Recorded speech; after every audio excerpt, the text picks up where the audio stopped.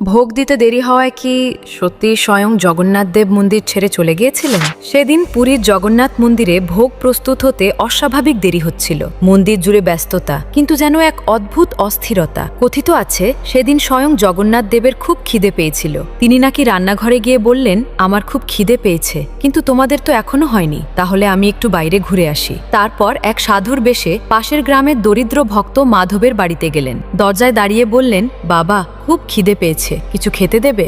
মাধব লজ্জা পেয়ে বলল, প্রভু, ঘরে শুধু মাছ ভাত আছে, দেবতার উপযুক্ত কিছু নেই। সাধু মৃদু হেসে বললেন, ভালোবাসাই তো আসল দান। তিনি সেই সাধারণ মাছ ভাত তৃপ্তি করে খেলেন, আশীর্বাদ দিয়ে চলে গেলেন। এদিকে মন্দিরে ভোগ দিতে গিয়ে সেবায়েতরা হতবাক। দেখা গেল জগন্নাথ দেবের মুখে লেগে আছে মাছ ভাতের দাগ। সত্যিই কি ভক্তির কাছে সব নিয়ম ছোট হয়ে যায়? যদি বিশ্বাস করো তাহলে এখনই কমেন্টে লিখো, জয় জগন্নাথ, আর এমন একজনকে শেয়ার করো যে তোমার মতন ভক্ত।